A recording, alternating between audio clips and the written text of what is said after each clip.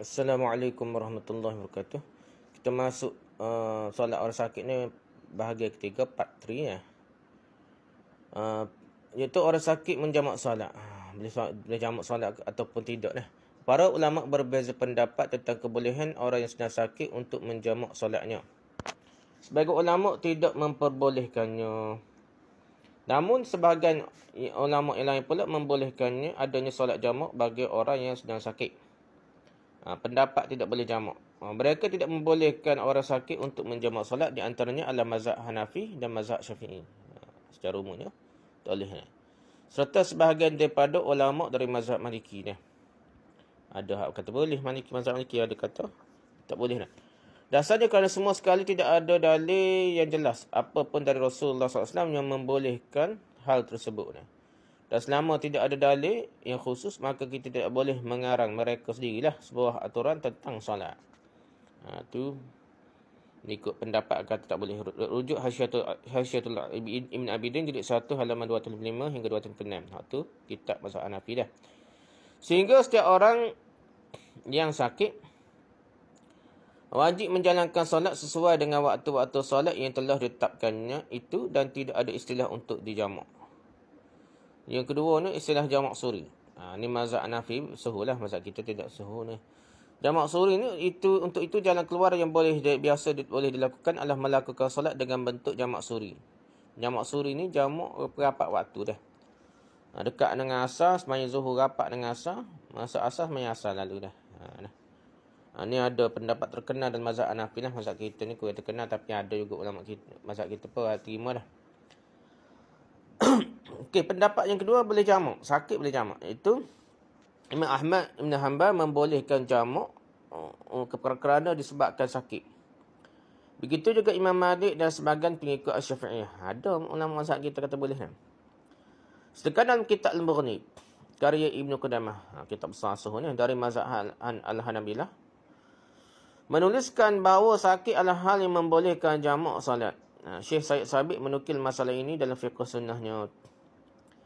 Sedangkan Imam Nawawi daripada mazhab Syafi'iyah menyebutkan bahawa sebahagian imam berpendapat membolehkan menjamak solat saat mukim, tidak safar, kerana keperluan, tetapi bukan menjadi kebiasaan.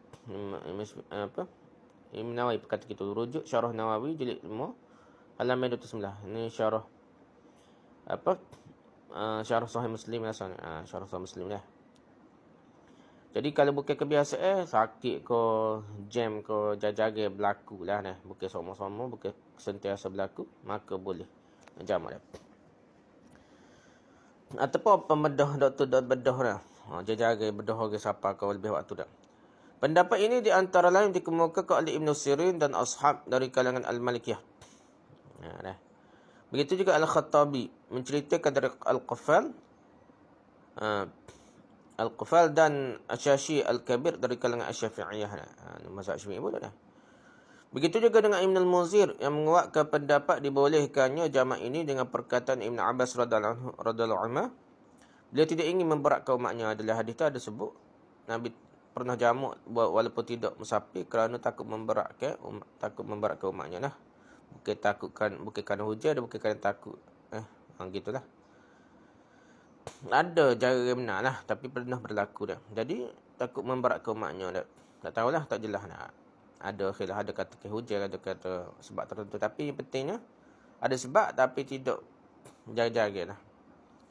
Jadi antara sebab yang berat juga, kalau sakit tu berat, boleh jamak dia. Allah Subhanahu firman, "Wa ma ja'ala lakum fid din min haraj." Allah tidak menjadikan dalam agama ini kesulitan.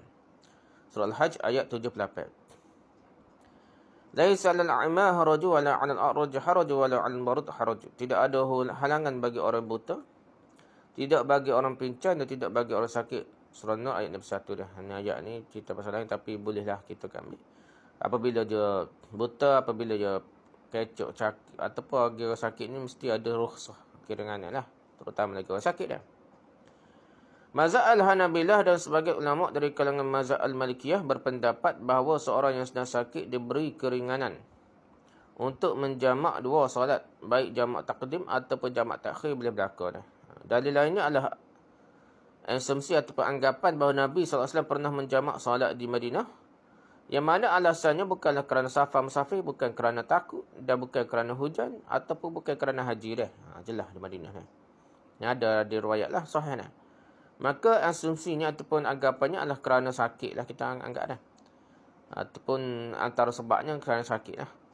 Dari Ibn Abbas radhiyallahu anhu bahawa Rasulullah SAW menjamak solat zuhur, solat asar, maghrib dan isyak di Madinah meski tidak dalam keadaan takut maupun hujan. Takut pada hujan pada hadirat muslimnya. Okey, poin ketiga, perkara ketiga, tidak boleh mengqasar. Meskipun ada pendapat yang membolehkan orang sakit menjamakkan solatnya, namun perlu digarisbawahi, perlu kita tahu bahawa qasar ni, pendek solat 4/2 tetap tidak berlaku dah. Rutinya orang sakit tidak diberikan keringanan untuk mengqasarkan solatnya.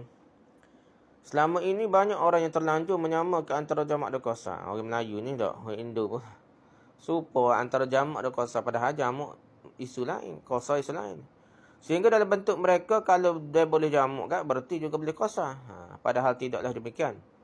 Mengqasarkan solat itu hanya dibolehkan kerana suatu alasan, iaitu safar sahaja.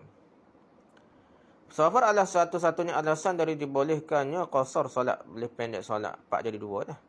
Sedangkan jamak memang dibolehkan untuk selain alasan safar musafir, seperti kerana hujan, kerana sakit, kerana uzur lainnya. Meski tetap dalam hal ini para ulama berbeza-beza pendapat lah, kata ada boleh jamak, ada tak boleh jamak, ada jamak suri. Tapi yang pentingnya tak ada qasar, ada qasar tak ada. Maka dimungkinkan dengan menggunakan pendapat tertentu bagi orang sakit untuk menjamakkan solat. Tetapi seluruh ulama sepakat bahawa orang yang sakit tetap tidak diperbolehkan mengqasarkan solat. Tak boleh solat qasar. Tak boleh pendek solat lah. Jadi 4/2 tak boleh dah. Poin keempat, mengganti solat yang terlewat. Apabila kerana alasan sakit, seorang terpaksa harus meninggalkan solat fardu dari waktunya, maka hukumnya secara syariah tidaklah berarti kewajipan solat atasnya menjadi gugur. Solat fardu 5 waktu tetap menjadi kewajipan atasnya hanya sahaja ketika sakit dan tidak mampu dikerjakannya, sementara tidak perlu dikerjakan waktulah. Misalnya ketika seorang pasien sakit sedang dioperasi yang memerlukan waktu yang panjang. Bedah tu lama, berapa jam dah. Dan tidak mungkin solat-solat itu dijamak sebelum atau sudahnya dah. Maka apabila selama masa operasi kedoktoran itu, pasien pesakit mesti meninggalkan berapa waktu solat, ada kewajipan untuk menggantikan solat-solat itu begitu nanti sudah mampu dilakukannya. Operasinya lama dah. Sebelum zuhur sampai ke gori isor. Jadi dia ni tinggal lah. Jadi dia kena qada lah. Maka bila selama masa operasi kedokteran itu, pasien sakit mesti meninggalkan berapa waktu solat, ada kewajipan untuk mengganti solat-solat itu begitu nanti sudah mampu dilakukannya.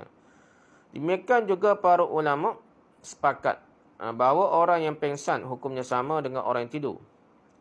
Bila ada pesakit berada dalam keadaan pengsan atau koma dah, maka semua solat fardu yang ditinggalkannya itu wajib diganti kalau sudah sihat nanti. Kena makan lebih ke apa tak khabar ke, atau ditidurkan . Maka dia kena, apabila sudah kena sihat, dia kena qada lah.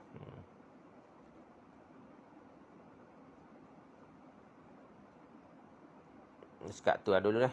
Panjang pula ni perbincangan orang sakit. Bolehkah orang sakit di mana kita bincang depan ni? Wallahu a'lam. Subhanakallah wa hamdika, subhanakallahika, subhanaka, la ilaha illa anta, astaghfiruka wa atubu ilaik. Assalamualaikum warahmatullahi wabarakatuh.